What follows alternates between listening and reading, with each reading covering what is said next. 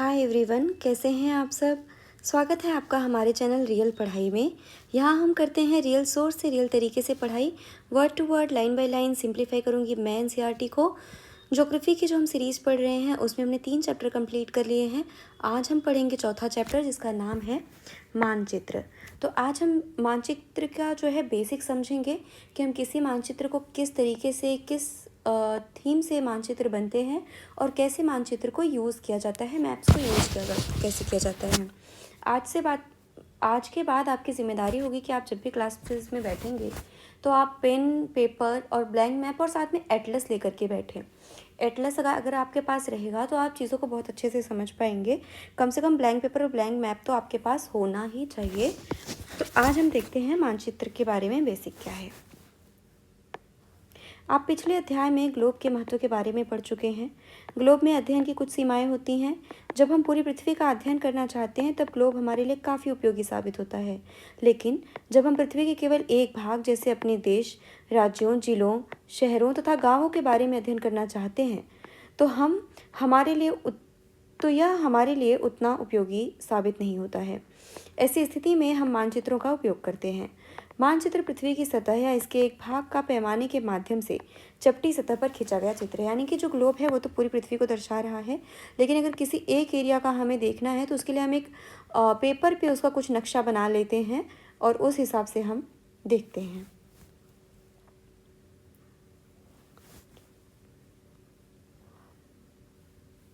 मानचित्र क्या है? मानचित्र पृथ्वी की सतह या इसके एक भाग के पैमाने के माध्यम से चपटी सतह पर खींचा गया चित्र है, लेकिन एक गोलाकार सतह को पूरी तरह से चपटा करना असंभव है। तो हम एक प्रतीक के तौर पर ही लेते हैं, चूँकि हमें ये पता है कि पृथ्वी गोल है।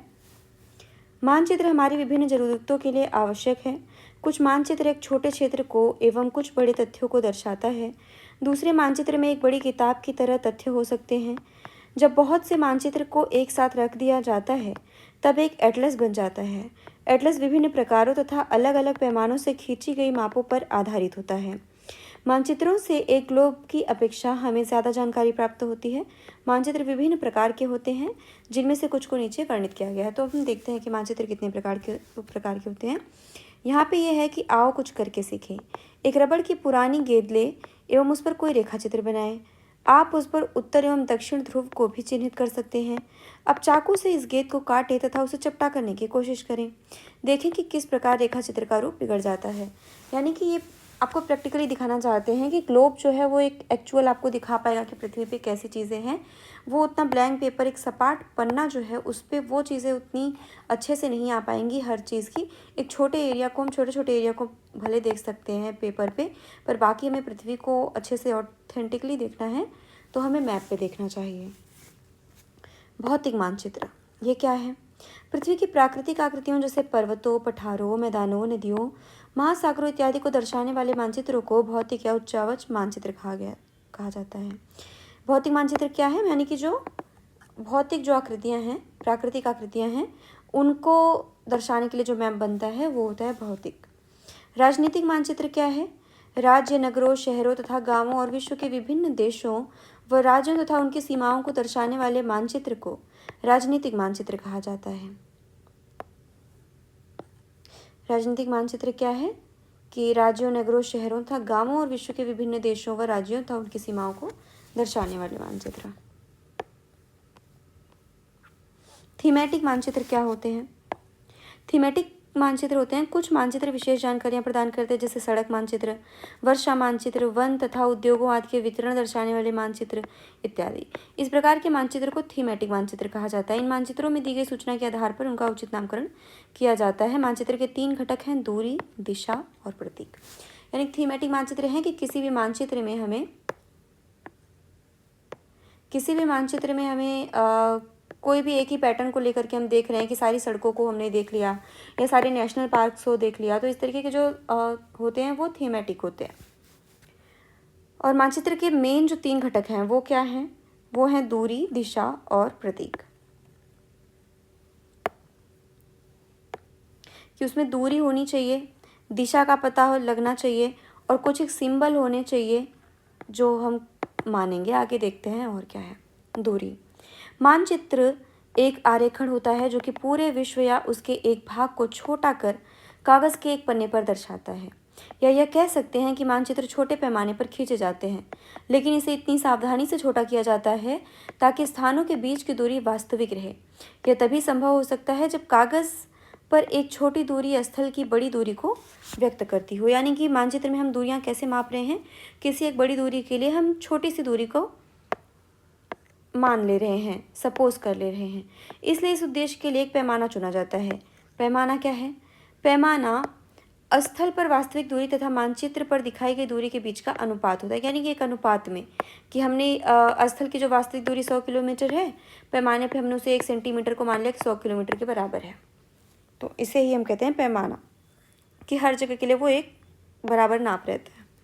उदाहरण के लिए आपके विद्यालय में आपके घर के बीच की दूरी 10 किलोमीटर है, जिसे मानचित्र पर 2 सेंटीमीटर की दूरी से व्यक्त किया गया है। इसका अभिप्राय है कि मानचित्र का 1 सेंटीमीटर स्थल के 5 किलोमीटर को दर्शाएगा। आपके रेखाचित्र का पैमाना होगा 1 सेंटीमीटर बराबर 5 किलोमीटर। इस प्रकार पैमाना किसी भी मानचित्र के लिए बहुत महत्वपूर्ण होता है। अगर आपको पैमाने की जानकारी है तो आप मानचित्र पर दिए गए किसी भी दो स्थानों के बीच की दूरी पता लगा सकते हैं आराम से। जब बड़े क्षेत्रफल वाले भागों जैसे महाद्वीपों या देशों को कागज़ पर दिखाना होता है, तब हम लोग छोटे पैमाने का उपयोग करते हैं। उदाहरण के लिए मानचित्र पर 5 सेमी स्थल के लिए 500 किलोमीटर को दर्शाता है। इसको छोटे पैमाने वाला मानचित्र कहते हैं। यानी छोटे पैमाने का मानचित्र क्या होता है? वो ये होता है कि जब ऐसे बहुत बड़े स्थल को हम दिखा रहे हैं तो हम क्या करेंगे कि हम एक छोटा पैमाना लेंगे। छोटा पैमाना की मतलब एक बहुत कम 1 सेंटीमीटर में हम बहुत बड़ी जगह को दिखा देंगे। लेकिन जब एक छोटे क्षेत्रफल वाले भाग जैसे आपके गांव या शहर को कागज़ पर दिखाना होता है, तब हम क्या करते हैं? हम बड़े पैमाने का उपयोग करते हैं। जैसे स्थल पर 500 मीटर की दूरी को मानचित्र पर 5 सेंटीमीटर से दर्शाया जाता है। इस प्रकार के मानचित्र को बड़े पैमाने वाला मानचित्र कहते हैं। यानी कि जब हम किसी छोटे एरिया को लेते हैं तब क्या होता है? तब हमारा पैमाना बड़ा होता है, तब हम एक सेंटीमीटर में बड़ी दूरी को दर्शा सकते हैं। तो आप समझ सक रहे हैं कि अगर हम छोटे स्थल को ले रहे हैं तो हम बड़ा पैमाने का यूज़ कर रहे हैं, बड़े स्थल को ले रहे हैं तो हम छोटे पैमाने का यूज़ कर रहे हैं, क्योंकि हमें छोटे छोटे दूरी में हमें बहुत बड़ी दूरी को दिखाना है। तो इस पर कन्फ्यूज़ नहीं होना है, ये आपको पता रहना चाहिए। बड़े पैमाने वाले मानचित्र छोटे पैमाने वाले मानचित्र की अपेक्षा अधिक जानकारी प्रदान करते हैं। यानी ये वाले मानचित्र क्यों अधिक जानकारी प्रदान करेंगे? कि जब बड़े पैमाने वाले मानचित्र होंगे तो वो छोटी सी जगह को बारीकी से दिखाएंगे और उनके बारे में हम डिटेल में जान सकेंगे। जबकि छोटे पैमाने वाले मानचित्र में बड़ी जगह को साथ में दिखाना होगा तो हम बहुत सारी विशेषताओं को नहीं दिखा सकते हैं। यहाँ पर देखना है, आओ कुछ करके सीखें। देखिए चित्र 4.1 है, वहाँ पैमाना बना है। इसका उपयोग स्थानों के बीच की दूरी मापने में किया जा सकता है। उदाहरण के लिए कुआं एवं वृक्ष के बीच की दूरी 5 सेंटीमीटर है। इसका मतलब होता है कि वास्तविक दूरी 50 मीटर है। यानी कि 5 सेंटीमीटर अगर 50 मीटर के बराबर है, यानी 1 सेंटीमीटर 10 मीटर के बराबर है। अब एक पोस्ट ऑफिस एवं करीम के घर के बीच की दूरी 12 सेंटीमीटर है। इसका मतलब कि यह स्थल पर यह दूरी 120 मीटर है। लेकिन आप एक पक्षी की तरह उड़कर सीधे ई से ए पर नहीं जा सकते, आपको सड़क पर चलना होगा। अब हम लोग पैदल तय की जाने वाली दूरी ई से सी, उसके बाद सी से एम, एम से बी तथा बी से ए को मापते हैं। सभी दूरियों को जोड़ दें, या करीम के घर से पोस्ट ऑफिस की कुल दूरी होगी। अब करीम के घर से हम पोस्ट ऑफिस की दूरी देखते हैं। ये क्या है? यहाँ है करीम का घर और यहाँ है पोस्ट ऑफिस। ये है कुआं और ये है पेड़। इन दोनों के बीच की दूरी कितनी थी? 50 मीटर, यानी कि 5 सेंटीमीटर हमने देखा था। और करीम के घर से पोस्ट ऑफिस, यहाँ 12 सेंटीमीटर की दूरी है, 120 किलोमीटर। पर हम ऐसे दूरी नहीं नाप सकते, हम चिड़िया तो है नहीं, कैसे उड़ के जाएंगे? तो हमें जाने के लिए यहाँ से ई से सी यहाँ तक की दूरी, फिर सी से एम यहाँ तक की दूरी, फिर बी से एम यहाँ तक की दूरी, फिर यहाँ से यहाँ तक की दूरी, टोटल मिला के कितनी दूरी हुई, तब जाके हमारा पता चलेगा कि अच्छा वो एक्चुअल में कितना दूर है।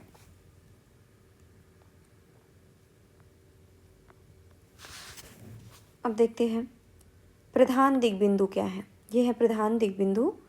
ये दिशाएं बनी हुई हैं और ये दिक सूचक यानी कि कंपास है। अधिकतर मानचित्रों में ऊपर दाहिनी तरफ तीर का निशान बना होता है, जिसके ऊपर अक्षर ऊ लिखा होता है। ये क्या है? ये उत्तर दिशा है। यह तीर का निशान उत्तर दिशा को दर्शाता है। इसे उत्तर रेखा कहते हैं। यहाँ पे जब आप उत्तर के बारे में जानते हैं तब आप दूसरी दिशाओं जैसे पूर्व, पश्चिम तथा दक्षिण के बारे में पता लगा सकते हैं। चित्र यानी किसी भी कागज में ऊपर की तरफ उत्तर रहेगा तो इधर क्या हो जाएगा, इधर पूर्व हो जाएगा, इधर पश्चिम हो जाएगा, इधर दक्षिण हो जाएगा। आप देख सकते हैं पूरब, पश्चिम, उत्तर, दक्षिण इधर है। वे प्रधान दिग्बिंदु कहे जाते हैं। बीच की 4 दिशाएं हैं उत्तर पूर्व, दक्षिण पूर्व, दक्षिण पश्चिम, उत्तर पश्चिम। यानी कि ये है उत्तर पूर्व, ये उत्तर पश्चिम हो गया, ये दक्षिण पूर्व हो गया, ये दक्षिण पश्चिम हो गया। ये जितना भी आपको दिशा जितना अच्छे से ज्ञान रहेगा उतना अच्छे से आप समझ पाएंगे, इजी रहेगा मानचित्र। चित्र 4.1 से निम्नलिखित दिशाओं का पता लगाइए। विकास के घर से सामुदायिक केंद्र तथा खेल के मैदान की दिशा। विकास के घर से सामुदायिक केंद्र के, यह है विकास का घर। सामुदायिक केंद्र की दिशा क्या है, उत्तर में। और क्या है, किसकी दिशा पूछा गया है, खेल के मैदान की दिशा। खेल का मैदान कहाँ पर है, ये, यानी कि उत्तर पूर्व में हो गया। दुकानों से विद्यालय की दिशा क्या है, यहाँ पे सीधा दुकान यहाँ पे पश्चिम में है और ये पूर्व में आएगा। दुकान विद्यालय के पूर्व में है, दुकान विद्यालय के पश्चिम में है, विद्यालय दुकान के पूर्व में है। हम दिक्सूचक की सहायता से किसी स्थान की दिशा का पता लगा सकते हैं। यह एक यंत्र है जिसकी सहायता से मुख्य दिशाओं का पता लगाया जाता है।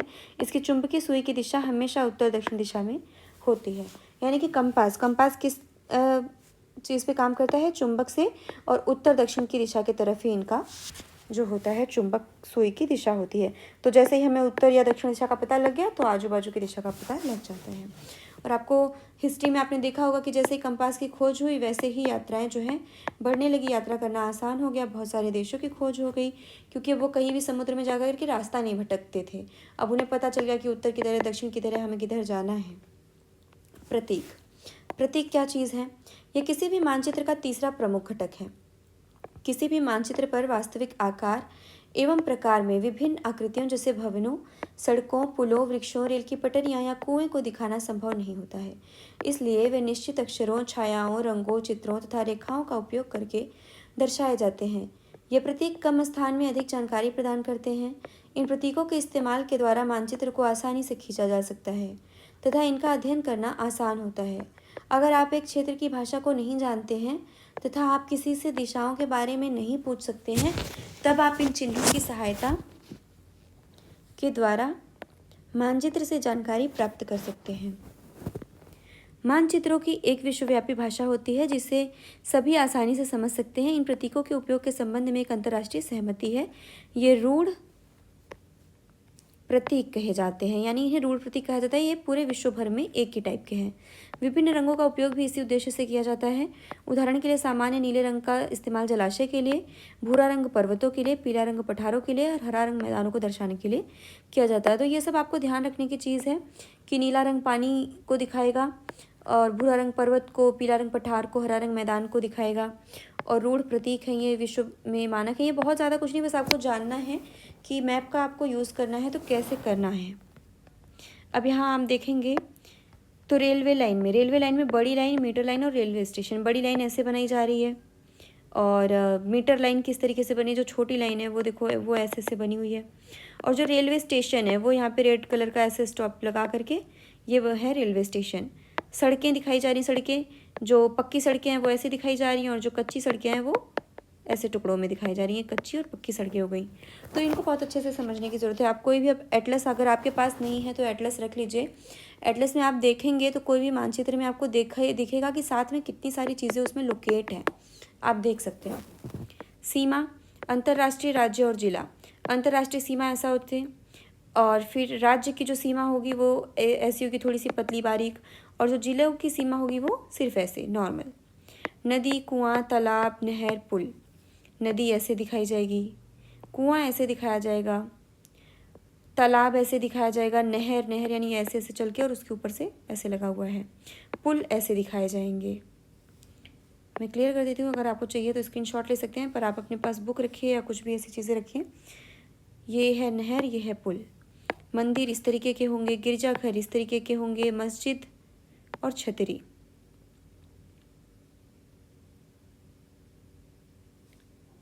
ये है छतरी, ये है मस्जिद, ये है गिरजाघर। पोस्ट ऑफिस पोस्ट एवं टेलीग्राफ, पोस्ट ऑफिस पीओ है, पोस्ट एंड टेलीग्राफ इस तरीके से, पुलिस स्टेशन पीएस है। बस्ती और कब्रिस्तान, बस्ती इस तरीके से दिखेगी, रहने वाली बस्तियाँ। कब्रिस्तान इस तरीके से होगा, पेड़ और घास, पेड़ इस तरीके से दिखेंगे और घास इस तरीके से। तो इनको ध्यान से देख लें। अब ये देखिए कि ये चित्र है जो 4.4, आई होप कि आपको दिख रहा होगा। इसमें क्या है, 4.4 को देखें और पता लगाएं नदी किस दिशा में बह रही है। नदी किस दिशा में बह रही है, आपको क्या लग रहा है?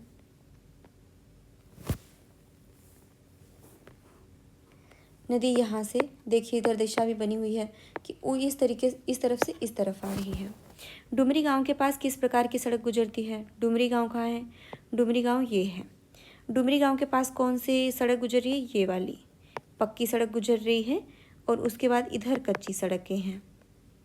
किस प्रकार की रेलवे लाइन के पास सुंदरपुर स्थित है? सुंदरपुर यहाँ पे है और ये बड़ी रेलवे लाइन के पास स्थित है। रेलवे पुल के किस तरफ पुलिस स्टेशन स्थित है? रेलवे पुल और पुलिस स्टेशन, ये है पुलिस स्टेशन और रेलवे का पुल जो है वो है यहाँ पे।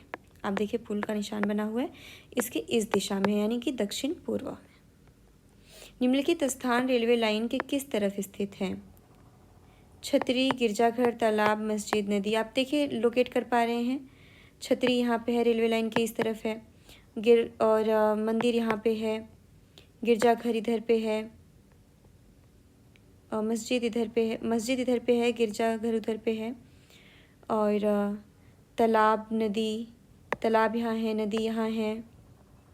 पोस्ट एवं टेलीग्राफ ऑफिस और कब्रिस्तान, कब्रिस्तान यहाँ पे है, पोस्ट और टेलीग्राफ ऑफिस यहाँ पे है। तो सबकी दिशा अब आप प्रैक्टिस कर सकते हैं कि सबकी दिशा भी कैसे है, जो आपने दिशाएं सीख ली हैं। रेखा चित्र। अब रेखा चित्र क्या है? रेखा चित्र एक आरेखन है जो पैमाने पर आधारित न होकर याददाश्त और स्थानीय प्रेक्षण पर आधारित होता है। कभी कभी किसी क्षेत्र के कच्चे आरेखन की आवश्यकता वहाँ के एक स्थान को दूसरे स्थान के सापेक्ष दिखाने के लिए होती है। मान लीजिए कि आप अपने मित्र के घर जाना चाहते हैं लेकिन आपको रास्ते की जानकारी नहीं है। आपका मित्र अपने घर के रास्ते को बताने के लिए कच्चा आरेखन बना सकता है। इस प्रकार कच्चे आरेखन को बिना पैमाने की सहायता से खींचा जाता है तथा इसे रेखाचित्र मानचित्र कहते हैं। मतलब रेखाचित्र का मतलब क्या है कि आप किसी चीज़ के सापेक्ष में बता रहे हैं। जैसे कि अब आपको जाना है, यहाँ राम के घर जाना है, तो राम के घर जाने का रास्ता अगर ऐसा होकर जाता है कि पहले आपको सीधे जाना है, फिर आपको दाएं जाना है, फिर बाएं मुड़ जाना है, फिर एक दाएं जाना है, फिर से बाएं मुड़ना है और फिर बाएं मुड़ना है, यहाँ पे राम का घर आ जाएगा। और इसमें साथ में ये भी रहेगा कि कितने किलोमीटर पर, यहाँ पे 5 किलोमीटर, यहाँ 10 किलोमीटर, यहाँ 2 किलोमीटर, 4 किलोमीटर। तो ये क्या हो गया कि यही होता है रेखाचित्र मानचित्र। खाका। खाका क्या होता है? एक छोटे क्षेत्र को बड़े पैमाने पर खींचा गया रेखा चित्र खाका कहलाता है। यानी एक छोटा क्षेत्र है, उसको एक बड़े पैमाने पर खींचा गया है, बहुत स्पष्ट करके बना दिया गया है, तो उसको क्या बोलेंगे? खाका कहेंगे। एक बड़े पैमाने वाले मानचित्र से हमें बहुत सी जानकारियाँ प्राप्त होती हैं, लेकिन कुछ ऐसी चीज़ें होती हैं जिन्हें हम कभी कभी जानना चाहते हैं, जैसे किसी कमरे की लंबाई एवं चौड़ाई, जिसे मानचित्र में नहीं दिखाया जा सकता। उस समय हम लोग बड़े पैमाने वाला एक रेखा चित्र खींच सकते हैं, इसे खाका कहा जा सकता है। यानी खाका जो है वो बहुत ही बारीक देखने के लिए है। इसे पुरातत्वविद जो होते हैं वो यूज़ करते होंगे, वो क्योंकि उन्हें एक ही जगह के सारी चीज़ों को बहुत बारीकी से अध्ययन करना होता है, तो वो वहाँ इनका प्रयोग करते होंगे। आओ कुछ करके सीखें। स्कूल भुवन एनसीईआरटी वेब पोर्टल देखें। इस पोर्टल पर उपलब्ध सैटेलाइट चित्रों पर अपने आसपास पड़ोस का मानचित्र ऑनलाइन बनाएं। तो यहाँ पर यह सुविधा उपलब्ध है, आप एनसीईआरटी के वेब पोर्टल पर जा सकते हैं, वहाँ पे देख सकते हैं और वहाँ पे आपको सैटेलाइट चित्रों पर अपने आस पड़ोस का मानचित्र ऑनलाइन बनाने का आप वहाँ पे कोशिश कर सकते हैं, नक्शा बनाने का कि मेरा घर कहाँ है, आपके दोस्त का घर कहाँ पे है, दीदी का घर कहाँ पे है, तो वो चीज़ें आप कर सकते हैं। और ये जो अभ्यास के प्रश्न हैं बहुत ही सरल से हैं, आप इन्हें खुद से ट्राई कर सकते हैं। यहाँ तक बने रहने के लिए आप सबका बहुत बहुत धन्यवाद। आपका प्यार और सपोर्ट मेरे लिए बहुत बहुमूल्य है। आपको वीडियो जैसा भी लगता है लाइक करें, शेयर करें, चैनल को सब्सक्राइब करें और अपनी बहुमूल्य प्रतिक्रिया मुझे देते रहें। और मिलती हूँ अगले चैप्टर के साथ अगले वीडियो में। तब तक के लिए विदा।